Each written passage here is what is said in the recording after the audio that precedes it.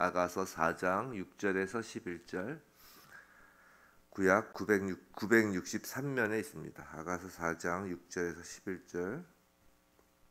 우리 한 목소리로 읽도록 하겠습니다. 시작. 날이 저물고 그림자가 사라지기 전에 내가 모략산과 유향의 작은 산으로 가리라.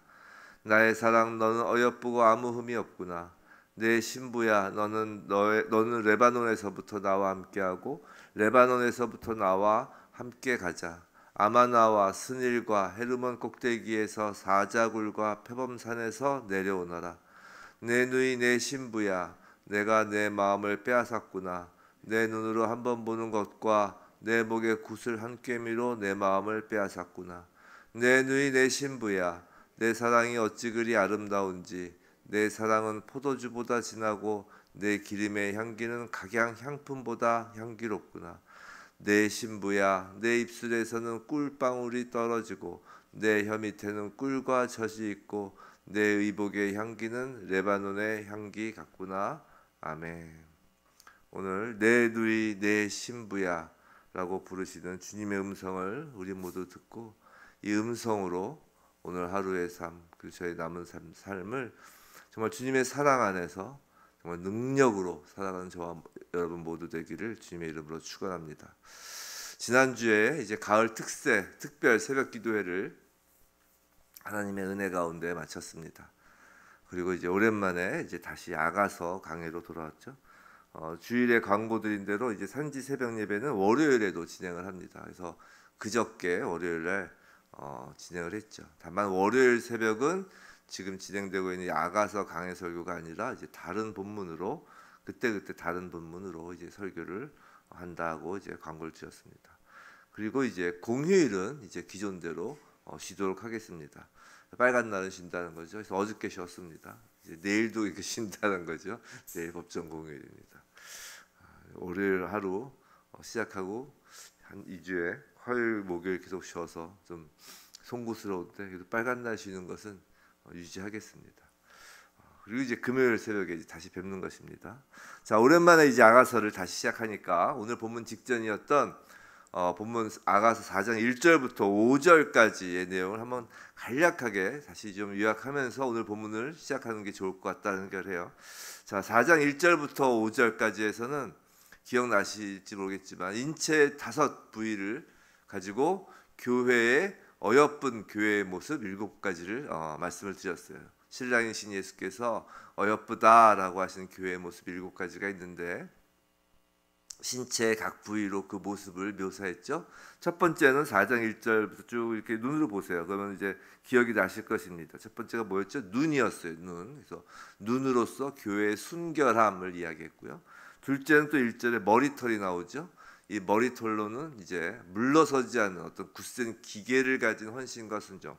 헌신과 순종인데 그냥 헌신과 순종이 아니라 정말 굳센 기계를 가지고 하는 그 헌신과 순종의 모습이었습니다.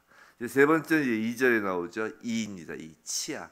치아는 이제 회개하고 질서가 잘 세워진 건강한 교회. 치아는 이제 건강한 교회를 의미하는데 그 이후에 나오는 털 깎인 암양 또 쌍태 나는 양 이렇게 해가지고 건강한 교회는 곧 질서가 잘 세워진 회개하고 질서가 잘 세워진 건강한 교회라고 했어요. 자, 네 번째가 이제 3절의 입술이죠. 입술은 이제 감사와 찬양이 그치지 않는 교회를 이야기했습니다. 이제 다섯 번째로 이제 뺨이 나오죠. 뺨은 이제 솔직하고 정직한 교회라고 했어요. 여섯 번째 이제 4절에 목이 나옵니다. 목은 이제 의지를 상징한다고 했죠. 그래서 강한 의지를 갖고 변함없이 주님께만 충성하고 주님만 신뢰하는 교회라고 했어요. 마지막으로 일곱 번째 이제 그것이 5절이죠. 두 유방입니다. 그래서 하나님의 자녀를 양육하는 교회 이렇게 해서 신체의 7가지 부위를 통해서 7가지 어여삐 여기시는 교회에 대해서 지지난주에 이제 살펴봤습니다. 오늘은 이제 신랑이신 예수께서 이런 어여쁜 교회를 향하여 계속해서 노래를 부르십니다. 근데 오늘은 특별히 그 신랑이신 예수께서 신부인 교회를 지금 자신이 있는 곳에 오라고 이제 초대하는 초대의 장면이에요. 6절 보시겠습니다. 6절. 자, 날이 저물고 그림자가 사라지기 전에라고 하죠. 자, 신랑이 초대하는데 이 신랑의 초대는 시간적인 제약이 있어요. 언제까지나 초대하는 게 아니라는 것이에요. 지금 날이 저물고 그림자가 사라지기 전까지라고 합니다.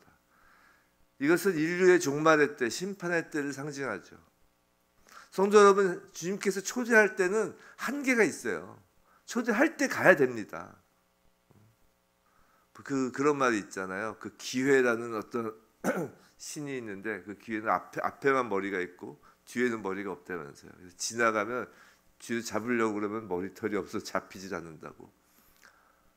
예수님의 초대도 때가 있는 것이에요. 그 때가 지나면 더 이상 가고 싶어도 못 가는 곳입니다.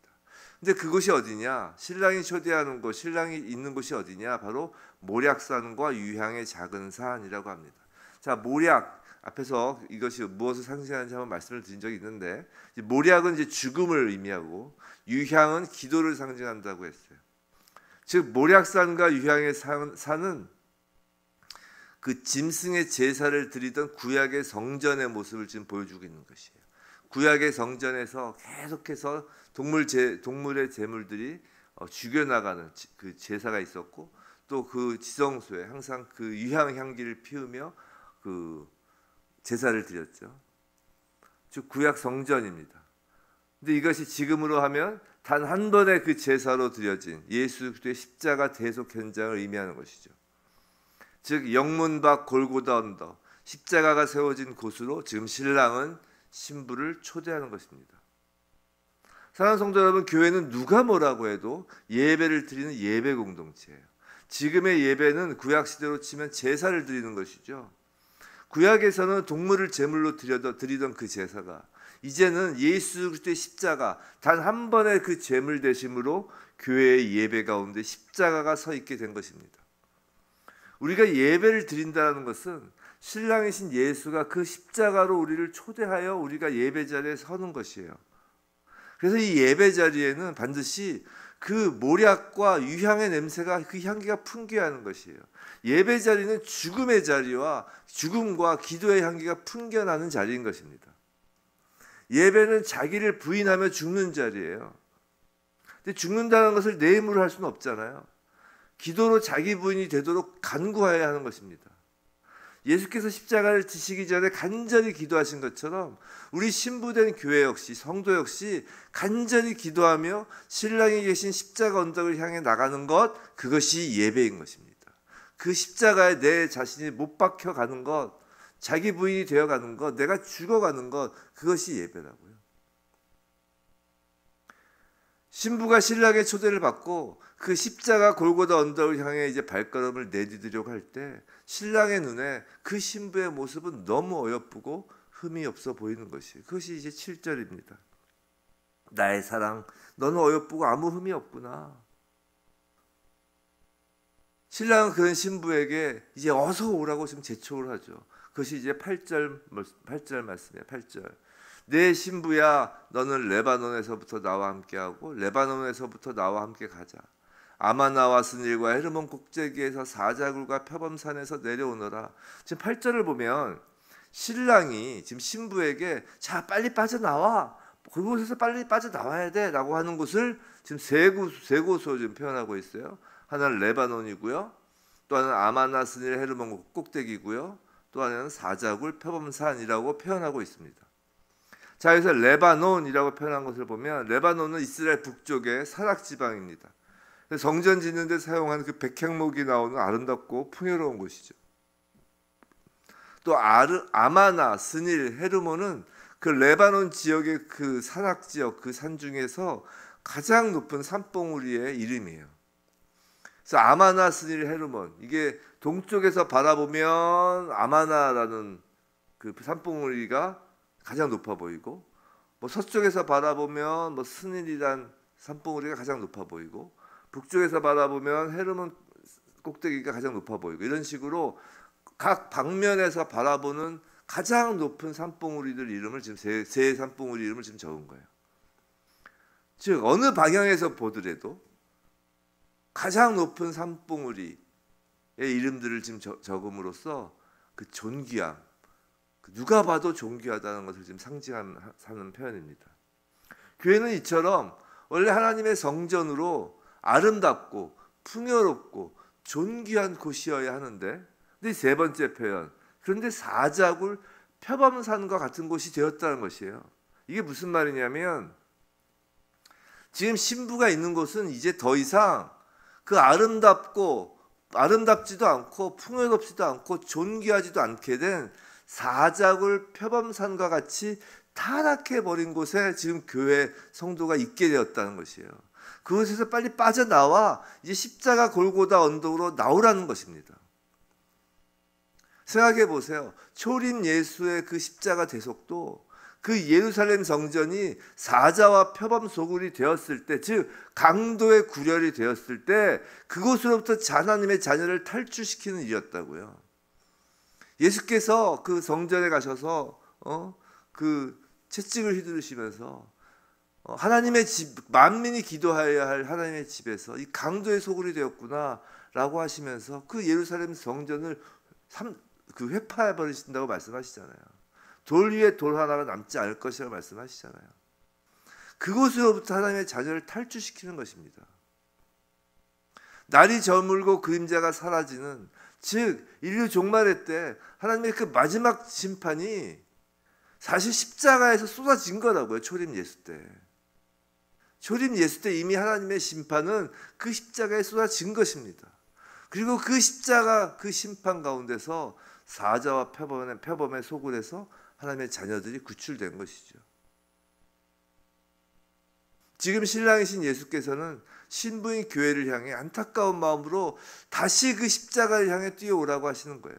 언제부턴가 교회가 마치 2000년 전에 그 종교 지도자들의 강도 소굴처럼 그 변질된 상황에서 빠져나오라는 것이에요.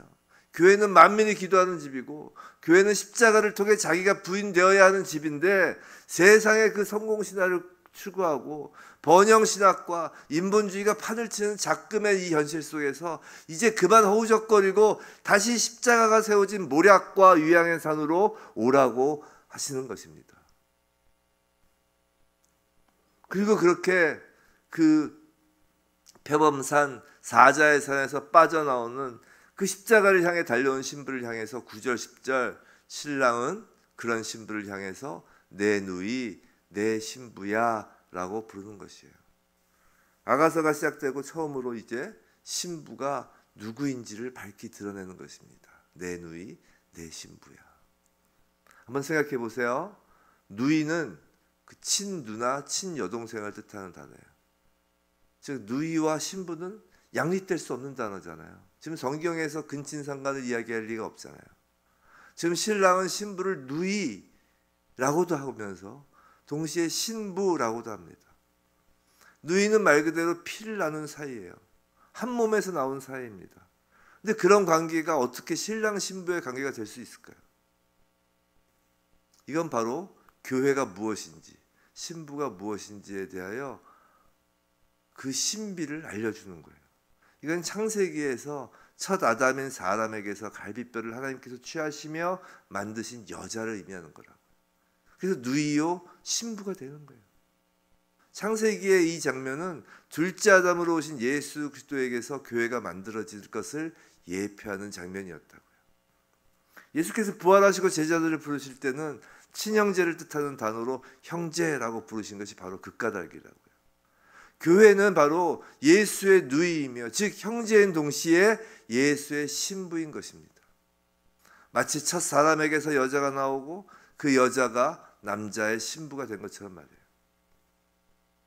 9절에서 예수님은 누이이자 신부인 교회를 향하여 마음이 뺏겼다라고 합니다. 우리의 이 교회의 눈이 예수를 한번 보는 것만으로도, 예수를 한번 주목하는 것만으로도 신랑이신 예수님은 마음이 심쿵하시는 거예요. 신부의 목에는 지금 목걸이가 있다고 하죠. 근데 이 목걸이는 당연히 신랑이 그 걸어준 목걸이에요. 이 목걸이라는 것은 이 목걸이를 건 사람의 소유권이 이 목걸이를 준 사람에게 있다는 것을 인정하는 표지라고요. 즉 교회가 목걸이를 걸었다는 것은, 예수님이 주신 목걸이를 걸었다는 것은 예수님은 교회의 주인이 예수님이다라는 교회의 고백이라고요. 예수님은 교회가, 성도가 바로 교회의 주인, 성도의 주인이 예수님입니다 라는 것을 인정할 때 그런 교회, 그런 성도를 너무나 사랑하시는 것이죠. 10절,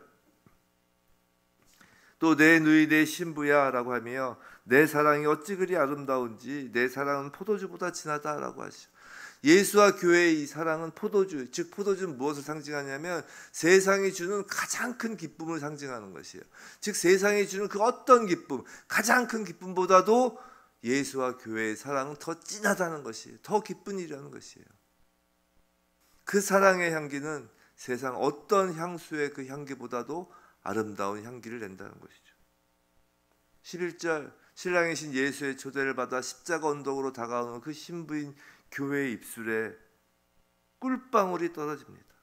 그 교회의 입술에 찬양이 그치지 않는 것이에요. 또 내 의복의 향기는 레바논의 향기 같다고 합니다. 이 레바논의 향기, 이 표현을 사도 바울은 바로 그리스도의 향기라고 하는 것이에요. 교회는 그리스도의 향기가 나는 곳입니다. 사랑하는 성도 여러분, 교회인 성도는 예수의 누이이면서 동시에 예수의 신부예요. 교회가 예수의 몸이라는 것은 하나님의 언약 안에서 당연한 하나님의 섭리인 것이라고요. 문제는 교회가 신랑이 계신 곳에 교회가 가지 않으려고 하는 것이 문제라는 것이에요.